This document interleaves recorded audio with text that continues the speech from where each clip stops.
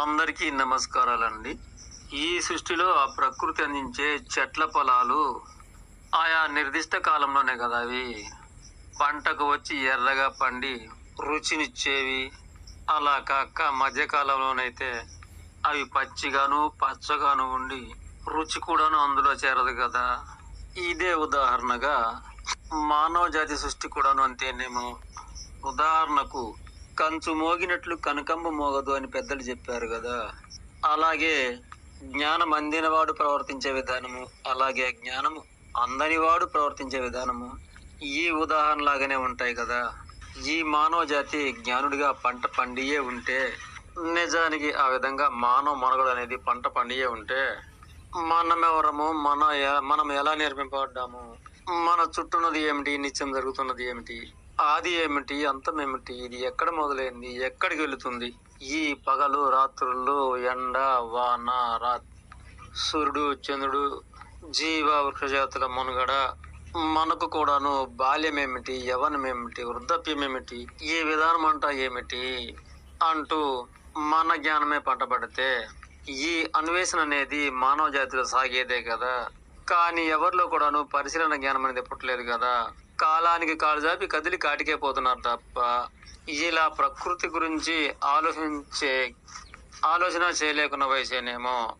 అందుకేనేమో కాయ పండాలి అంటే కాలం కావాలి కదా. అలాగే మన జ్ఞానం పండాలంటే కూడాను ఏదో కావాలి కదా.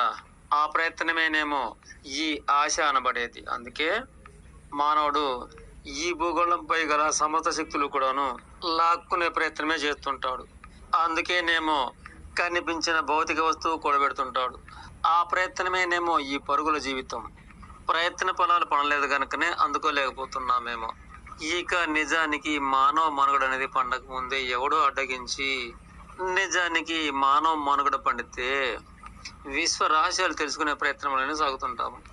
కానీ ఇక అడ్డగించిన వారు మానవ జాతి భవిష్యత్తు ఎటుపోతుందో దానినే మీకు ఇప్పుడు బోధిస్తుంటాను అని అడ్డగిస్తే, ఇక వాడిని నమ్మి నాకేదో గొప్ప రహస్యం బోధిస్తాడు కావచ్చు అని వారు విశ్వరహస్యాలు తెలిసిన వారేమో అనుకొని నమ్ముతాం. కానీ వారు పాపం ఆ విధంగా ఈ మానవాళిని వారి స్వార్థం వైపుకి నడుపుకుంటూ ఇదే విశ్వరాసిన బోధన అంటూ నమ్మిస్తున్నారు. నిజానికి మానవ మనుగడ అనేది పంటకొచ్చే కాలమే వస్తే ఎవరును బోధించిన అవసరమే లేదు. అణువు నుండి అనంతం వరకు అదే మనకు చేరువవుతుంది. ఆ మార్గాననే నీవు కూడాను పయనించితే, అంటే ఈ కనిపించుతున్నది వినిపించుతున్నది ఏమిటి, జీవ వృక్షజాతులను, ఘన ద్రవ వాయు పదార్థాలను, సూర్య చంద్రులు, సమస్త గ్రహాలు, నిజానికి ఇదంతా కూడా ఎక్కడా దాగిలేదు కదా.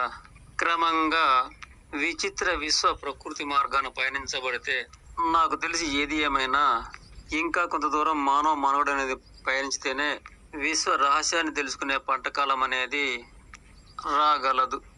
ఇక అట్టి కాలం చేరువైన తర్వాత ఈ మతాలు, బొమ్మలు, వేషాలు, తతంగాలు, తంత్రాలు పనికి రాని విధానమని తెలియనప్పుడు మోసగాళ్ళు అడ్డగించి వాళ్ళ స్వార్థంలో మనను పావులుగా వాడుకున్నారని, ఇక దానికి దీనికి ఎటువంటి సంబంధము లేదు అనే నిజాన్ని తెలుసుకొని, ఇక అప్పటి నుండి మానవాళ్ళందరూ కూడాను విశ్వ రహస్యాలను ఎరింగిన మానవ మతంగా అందరూ ఒకే మార్గాన్ని జీవనాలు సాగించగలరు. ఇక ఉంటాను, తప్పనిపిస్తే క్షమించండి.